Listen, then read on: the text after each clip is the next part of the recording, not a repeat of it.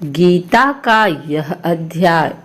श्री कृष्ण भगवान बोले, हे पार्थ, मुझ में मन लगा करके मेरे ही आश्रय होकर योगाभ्यास करते हुए मेरे स्वरूप का संशय रहित पूर्ण ज्ञान होगा।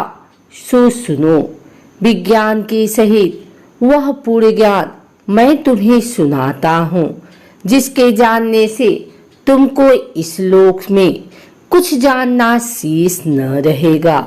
सहस्त्रों मनुष्यों में से कोई एक सिद्धि प्राप्ति के लिए यत्न करता है, और उन यत्न करने वाले सिद्धों में से जो कोई भी मुझे ठीक से जान पाता है, पृथ्वी, जल, अग्नि, वायु, आकाश, मन, बुद्धि और अहंकार, यह 8 प्रकार की मेरी प्रकृति है। इस प्रकृति को अपरा, अचेतन अर्थात जड़ कहते हैं। और हे महाबाहो, इससे दूसरी प्रकृति चेतन है, जिसने संपूर्ण जगत धारण किया है। इन्हीं दोनों प्रकृतियों से सब प्राणी मात्र उत्पन्न होते हैं। ऐसा जानो, यह प्रकृतियां हमें से उत्पन्न हुई हैं। इस प्रकार जगत की उत्पत्ति और प्रलय का कारण मैं ही हूँ। हे धनंजय, धागे में जिस प्रकार मणि पिरोई जाती है, उसी भांति यह संसार मुझ में गुथा हुआ है। मुझसे परे और कुछ भी नहीं है। हे कुंती पुत्र, जल में, रस में मैं ही हूँ। चंद्रमा और सूर्य में प्रभा मैं ही हूँ। सब वेदों में प्रणव मैं ही हूँ। आकाश में शब्द तथा पुरुषों में जो पौरुष मैं ही हूँ। हे अर्जुन, पृथ्वी में जो सुगंध है तथा अग्नि में तेज मैं ही हूँ। सब प्राणियों में जीवन और तपस्वियों में तप मैं ही हूँ। हे पार्थ, संपूर्ण प्राणियों में सनातन बीज रूप मुझको ही जानना। बुद्धिमानों में बुद्धि रूप और तेजस्वियों में तेज मैं ही हूँ। हे भारत गर्भ, काम और रोग रहित बलवान पुरुषों में बल और पुरुषों में धर्म के विरुद्ध न जानने वाला काम मैं ही हूँ। जितने सात्विक, राजस, तामस पदार्थ हैं, वे सब मुझ में ही उत्पन्न हुए हैं, परंतु उनमें मैं नहीं रहता हूँ, ये मुझ में है। सत्व, रज, तम, ये तीनों गुणों के भावों से यह सारा संसार मोहित हो रहा है। इस कारण यह इससे परे मुझ अव्यय परमात्मा को नहीं जानता। मेरी यह गुणोमयी और दिव्यमया अत्यंत दुस्तर है। जो मुझको अनन्य भाव से भजते हैं, वे इस माया को पार कर जाते हैं। जो पापी मूढ़ नराधम, माया ने जिनका ज्ञान हर लिया है और आसुरी भाव ग्रहण किए हुए मुझको नहीं पाते हैं। हे भारत श्रेष्ठ अर्जुन, 4 प्रकार के मनुष्य मुझको भजते हैं। दुखिया, जिज्ञासु, ऐश्वर्य की कामना करने वाला और ज्ञानी, जिनमें सदा मुझ में एकाग्र चित्त और केवल मेरी, क्योंकि मैं ज्ञानी को अत्यंत प्रिय हूँ और वह मुझको प्रिय है। यद्यपि से सब भक्त अच्छे हैं, तथापि ज्ञानी तो मेरी आत्मा ही है, क्योंकि वह मुझ में ही मन लगाकर मुझको ही सर्वोत्तम गतिमान, मेरा ही आश्रय ग्रहण करता है। उनके जन्म के अनंतर ज्ञानी मुझे पा लेता है। ऐसा महात्मा अत्यंत दुर्लभ है। सब जगत को वासुदेवमय समझो। अपनी अपनी प्रकृति के नियम के अनुसार मनुष्य भिन्न भिन्न काम वासनाओं से अज्ञान में डूबकर उन फलों की चाहना से अन्य देवताओं के अधीन होकर उनकी उपासना करते हैं। हे अर्जुन, जो भक्त श्रद्धा पूर्वक जिस जिस देवता का पूजन किया करते हैं, उन पुरुषों की उस श्राद्ध को मैं दृढ़ कर देता हूँ। वह उस श्रद्धा से युक्त होकर उस देवता की आराधना करता है, फिर उसको मेरे ही रचे हुए काम फल प्राप्त होते हैं। परंतु उन अल्प बुद्धि वालों का फल नाशवान है। देवताओं की आराधना करने वाले देवताओं को मिलते हैं और मेरे भक्तजन मुझ में मिल जाते हैं।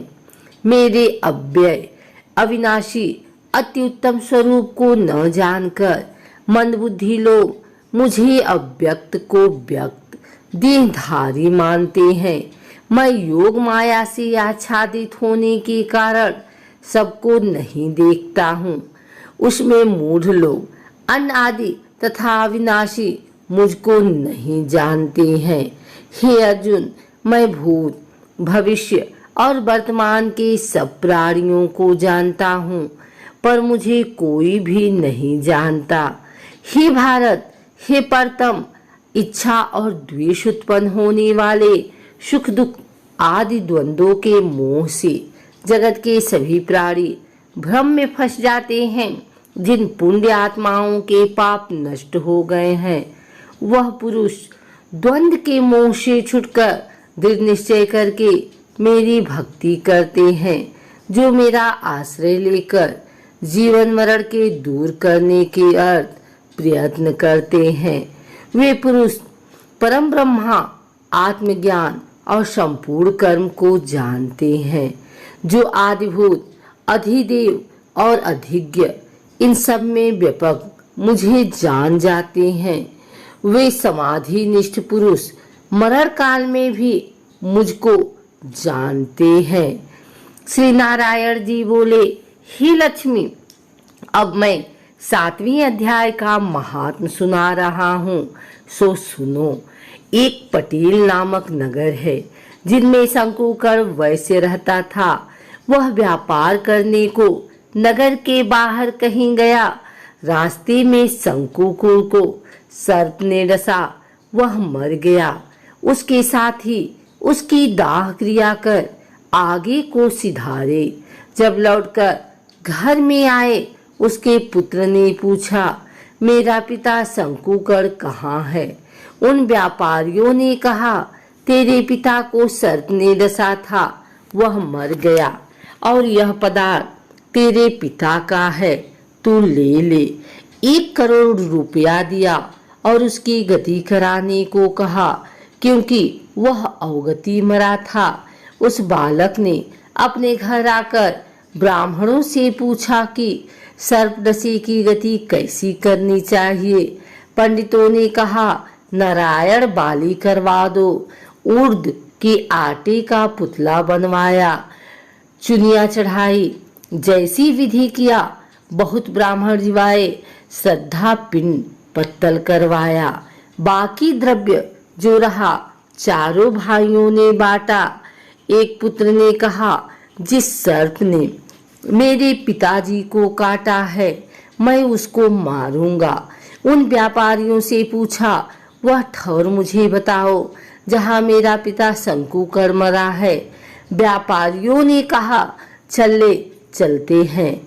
वहां ले जाकर के खड़ा किया। देखा तो वहां एक बामी है, जिसे कंदलों के साथ खोदने लगा। जब छेद बड़ा हुआ, वहां से एक सर्प निकला। कहा, तू कौन है? मेरा घर क्यों खोदता है? उस बालक ने कहा, मैं शंकुकर का पुत्र हूँ। जिस सर्प ने मेरे पिता को मारा है, मैं उसको मारूंगा। तब सर्प ने कहा, हे पुत्र, मैं तेरा पिता हूँ, तू मुझे इस अधम देह से छुड़ा और मुझे मत मार। यह मेरा पूर्व का कर्म था, सो मैंने भोगा। तब पुत्र ने कहा, हे पिता, कोई यत्न बताओ जिससे मेरा उद्धार हो।